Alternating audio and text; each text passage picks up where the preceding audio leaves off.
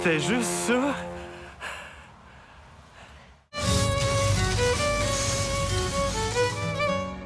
QVO vous est présenté par Can-Am BRP.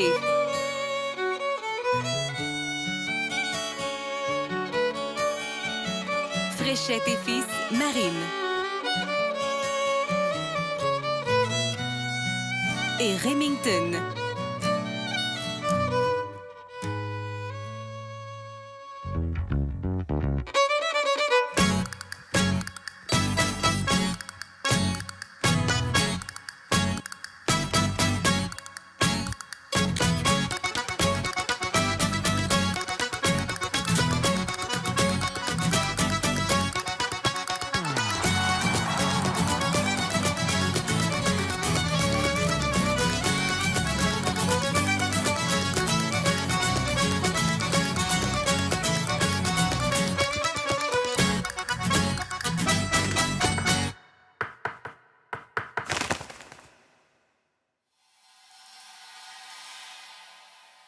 Bonjour, mon nom est José Boily pour Québec à vol d'oiseau. Cette semaine, l'action nous transporte à Cranbrook, un petit village au cœur des montagnes Rocheuses. Suite à l'invitation de la pourvoirie Grand Slam Outfitters, nous ferons nos premiers pas à la recherche du wapiti. Tout d'abord, je laisse la chance à Joe Venn, le propriétaire de l'endroit, de vous faire ses propres présentations. Puis par la suite, je vous présente 3 stratégies utiles d'avant-chasse. Bonjour, mon nom est Joe Tiven. Je suis un petit gars d'Alma qui a déménagé dans les Rocheuses à l'âge de 17 ans. J'ai grimpé plein de montagnes, j'ai découvert plein de gibier, ce qui m'a apporté à acheter une pourvoirie pour partager ma passion de la chasse et des montagnes avec plein de gens. L'appel des montagnes, pour moi, est très fort et c'est une passion de toute une vie. Stratégie 1, s'assurer qu'armes et munitions ont survécu au transport. J'ai décidé d'amener avec moi dans mes valises l'arbalète sans poulie pour sa simplicité, pour sa facilité à être démontée lors du transport, puis pour sa qualité du tir malgré les intempéries. Stratégie 2, apprivoiser les chevaux. Personnellement, j'utilise le centre du fer pour effectuer mon lancer. Toutefois, les plus expérimentés, les amateurs de camping, peuvent utiliser le coin du fer pour espérer atteindre la tige. Qu'est-ce que t'en penses? Stratégie 3, s'assurer d'avoir une bonne forme physique. Quelques exercices d'avant-chasse vous permettront d'avoir du plaisir dans les montagnes.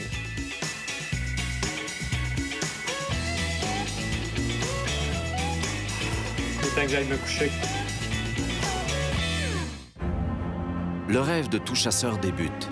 Partir à la recherche du wapiti, accompagné par les montagnes rocheuses en arrière-plan. Tout comme les prospecteurs d'or du passé, José et son guide sillonnent les vallées de la Colombie-Britannique à la recherche du grand cervidé de l'Ouest canadien.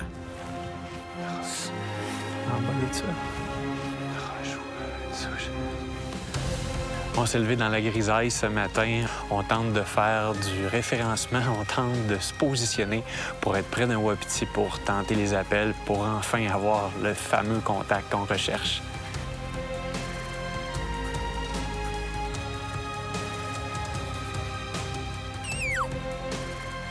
Sur les traces des wapitis, on cherche les avalanches. Ces descentes de neige l'hiver vont entraîner les arbres, vont créer des vallées dégagées où les wapitis vont se nourrir. Présentement, on a trouvé un beau secteur, une belle chute. Je vais prendre un peu d'eau puis on continue notre marche. Au fil de l'ascension, le premier de cordée imite les cris d'une femelle en chaleur.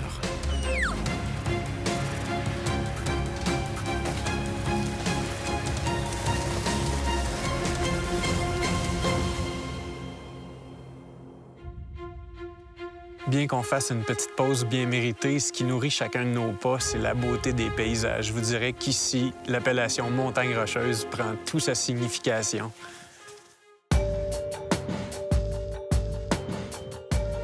José, ça, c'est une fleur vraiment spéciale des Rocheuses. On appelle ça le Q-tip de wapiti. Ils utilisent ça pour se nettoyer les oreilles, le nez, puis comme ça, ben, ils peuvent mieux nous entendre puis nous renifler. Puis se cacher dans le bois. C'est en plein ça. On vient de trouver une bête qui aime les hauteurs, c'est un cerf-mulet. On n'est pas venu ici pour ce genre de spécimen-là. Toutefois, on apprécie. On a bien vu dans les jumelles que l'animal avait 4x4, des belles hauteurs au niveau du panache. Joe, on va le laisser pour tes prochains clients. Ouais, non, c'est un beau trophée. Un futur trophée. On continue nos recherches.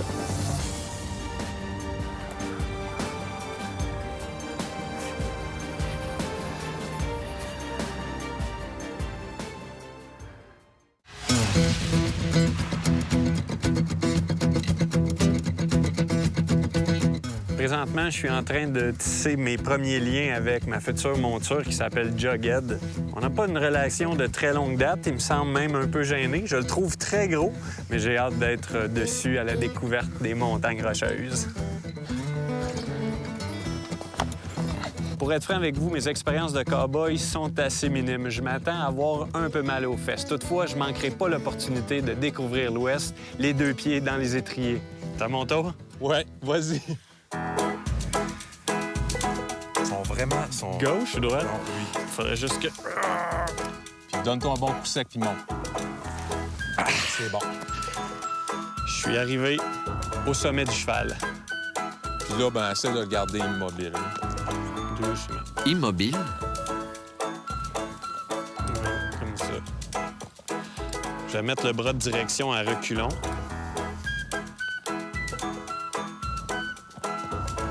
Ça marche. Avant.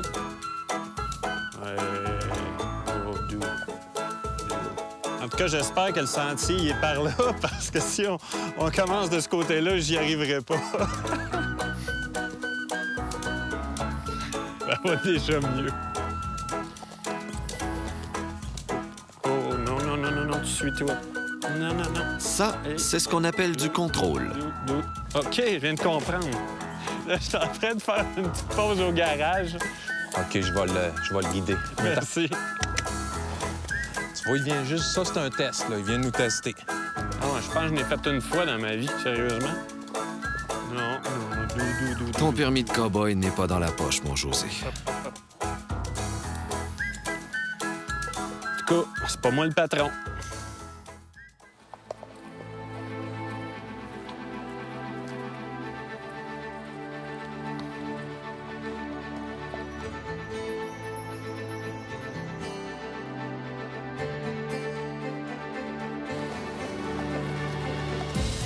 Le long cortège à quatre pattes s'active finalement en direction d'un camp éloigné.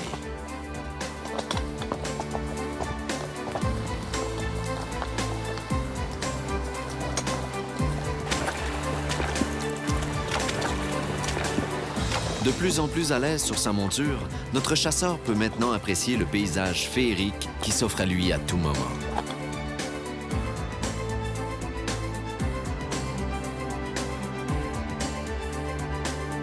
Au pied de ces escarpements dénudés se dresse un petit chalet. Allez, hop, hop. On va les laisser sceller parce qu'on va aller chasser à soir. Hey Joe, c'était vraiment plaisant. Vous serez sûrement d'accord avec moi, la vue est imprenable. Toutefois, il manque un petit quelque chose au chalet. T'es content, là, José? C'est parfait. La chronique L'Indispensable. Une présentation du concessionnaire Pierre Lefebvre Toyota.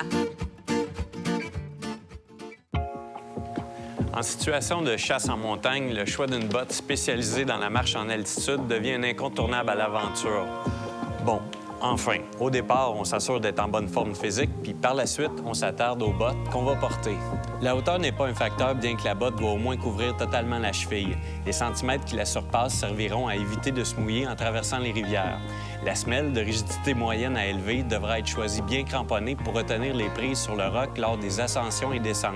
Inclinée vers l'avant, la chaussure alpine assure l'équilibre de son passager en terrain accidenté. L'essentiel de la botte sera en cuir véritable d'une grande solidité à la cheville et sur l'embout avant. Un laçage permanent de toutes les attaches disponibles est obligatoire, un peu comme un patin, pour que la botte réagisse positivement au moindre petit mouvement d'orteil. Votre sécurité en dépend. Si on dit à la blague que l'homme a l'intelligence dans les pieds, dans le cas de la chasse en montagne, c'est un peu la réalité.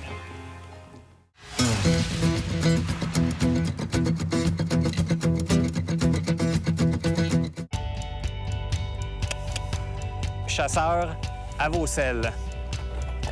de pouvoir travailler avec les chevaux, de pouvoir les brosser, les seller, de pouvoir les chevaucher pour monter sur le toit des collines. C'est vraiment quelque chose de magique ici chez Grand Slam Outfitters. Grâce à nos 4 pattes à crinière, on a réussi à atteindre l'altitude qu'on avait besoin pour rencontrer les wapitis. On est arrivé, on fait descendre notre chaleur corporelle, puis par la suite, on chasse.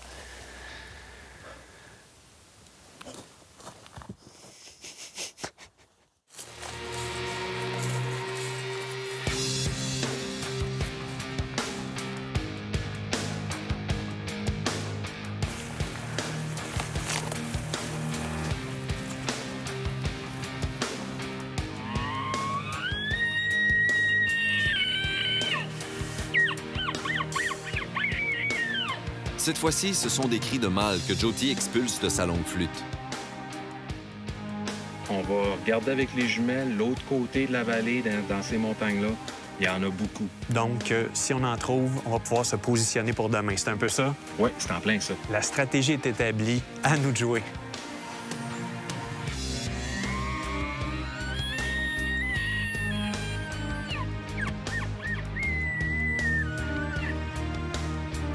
La saison du rut chez le wapiti vient de débuter, malgré les chaleurs des derniers jours. Les bêtes actives seront à trouver en altitude. Des formes de bonne couleur sont identifiées sur l'autre versant. Notre duo demeure confiant malgré la distance énorme qui les sépare des bêtes. Un peu de sommeil sera nécessaire avant la prochaine progression en montagne. Bonjour. À notre journée qui commence. Bonne chasse. Oh oui, bonne chasse. La chronique culinaire, une présentation des pourvoiries de la Côte-Nord. Cette semaine, le chef Frédéric Cyr vous prépare un rôti de wapiti bardé de sauce fromage. Aujourd'hui, wapiti. J'ai pris un rôti exactement comme votre boucher vous l'aurait fait, avec la petite barre autour, etc. Je commence bien simplement, moutarde, épices à steak. Gros paquet. Pas vous gêner, le rôti, vous en mettez partout, sur tout autour, pour être sûr qu'il y a tout un fond au complet. Épices à steak, même chose. On le badigeonné tout autour avec les épices, etc. Je l'envoie dans le four à 400 degrés jusqu'à temps que ça sente, qu'il commence à colorer. Après ça, je baisse mon feu à 350. Je suis allé chercher 2-3 petits ingrédients pour faire une sauce fromage pour aller avec le rôti de bœuf. Moi, j'aime bien le fromage avec le rôti de bœuf, de l'ail. L'ail, je fais juste l'écraser, je la coupe, pas plus que ça.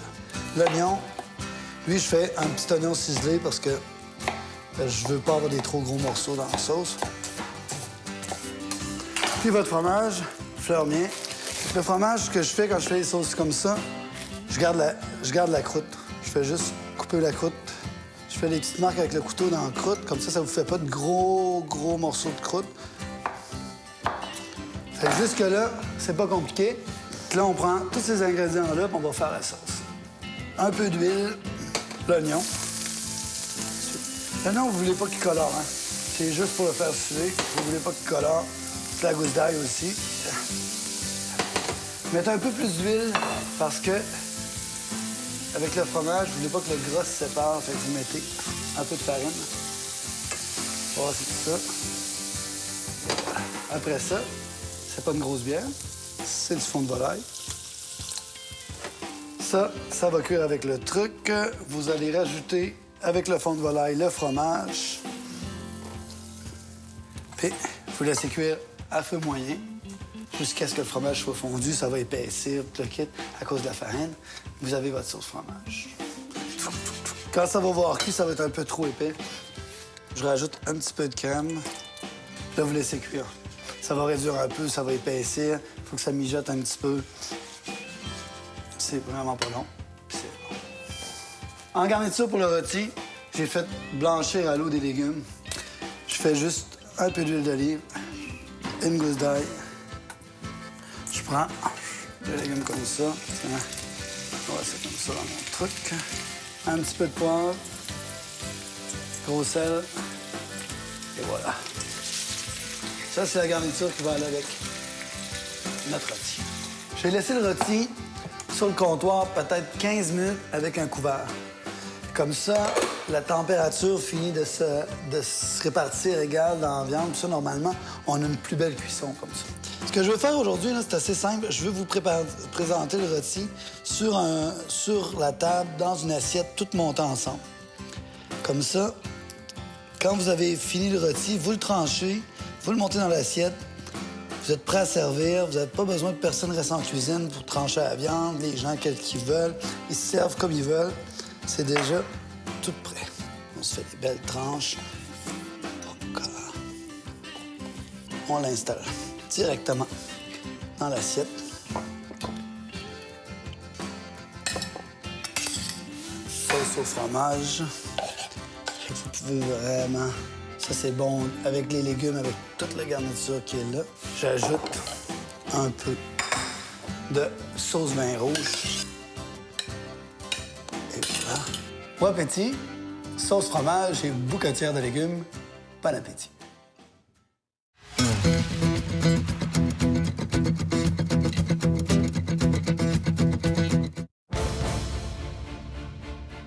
Une chance qu'on a un petit castor en avant pour couper quelques branches.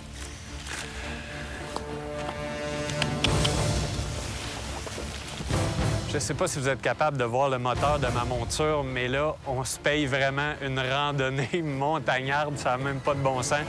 Vous voyez la sueur dans mon front. À 2 reprises, on a été obligés de débarquer pour marcher en avant des chevaux tellement que c'était à pic. C'est d'une intensité incroyable. Je vous dirais que là, on s'en va vraiment au bout de ce qu'on est capable, au bout de nos muscles, au bout de notre force, mais on va les trouver, les wapitis.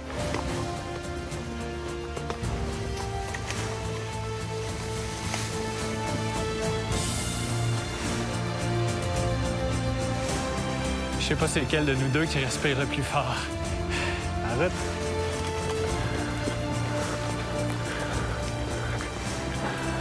Monter en haut des montagnes, c'est un travail d'équipe. Là, ça grimpe. On fait appel aux jambes solides. Notre guide, Joe, c'est à ton tour. Je te laisse la marche.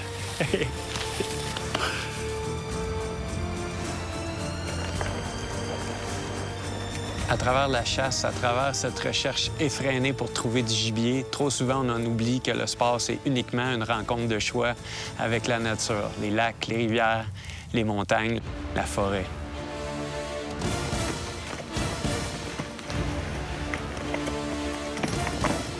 On installe le campement dans le secteur. C'est ici que ce soir, on va dormir à la Belle Étoile.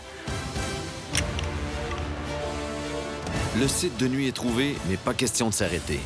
La chasse se poursuit à pied à plus de 2200 mètres d'altitude. Un mâle vient de répondre sur une face tellement inclinée que le moindre faux pas peut vous emporter dans une chute fatale. OK. C'était par là-bas.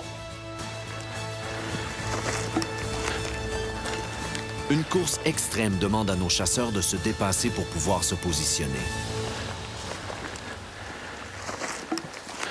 Reste baissé. C'est un jeune buck. Il est là, à moins de 75 verges.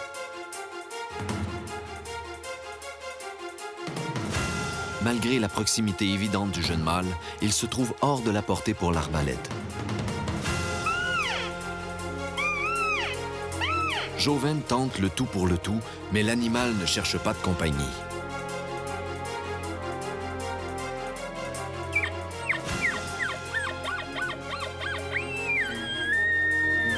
Notre rapide première soirée en altitude vient de nous donner nos premières palpitations à courte distance.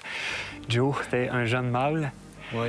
Là, la noirceur nous attrape. On peut pas aller plus loin. On va retourner au camp pour dormir. Mais là, on sait qu'à cette hauteur-là, dans ces sentiers-là, il y a du gibier. Ça fait que demain, faut continuer et pousser plus loin. Pousser plus loin, ça veut dire courir à flanc de montagne, ça. Hein? Ah ouais?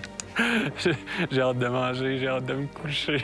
On va aller se reposer puis on va être prêt pour demain. C'est beau.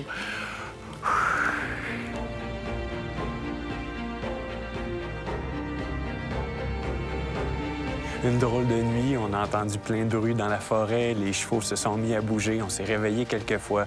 C'était magique. On est prêt à entreprendre une belle journée de chasse.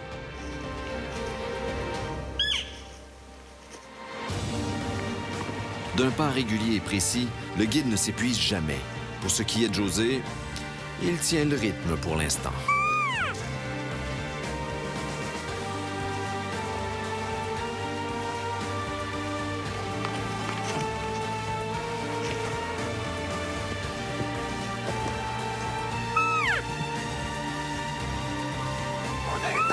réponse. On a une réponse juste en avant.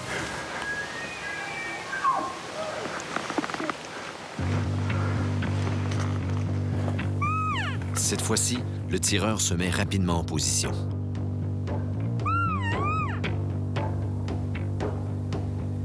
Le mâle recherché répond, mais ne veut pas quitter son harem.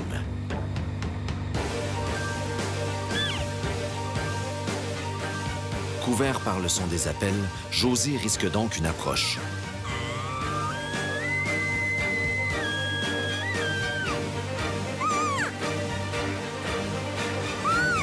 Le 6x6 est bien là, dressé en alerte derrière les conifères.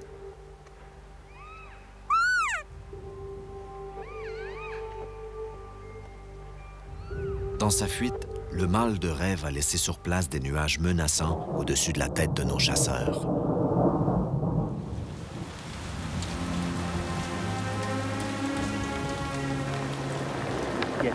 C'est de la grêle. C'est de la grêle, c'est malade. Après l'abondance de pluie, les boules de glace, voici donc le brouillard. Aujourd'hui, c'est un tout inclus en montagne. La pluie et la grêle ont malheureusement annulé nos chances de récolte. On est donc revenu au Québec avec une tonne d'images de rêve et surtout le désir de retourner chasser dans les montagnes de Joven. Suivez-nous dans nos aventures. Québec à vol d'oiseau. QVO vous a été présenté par Can-Am BRP, Fréchette et Fils Marine et Remington.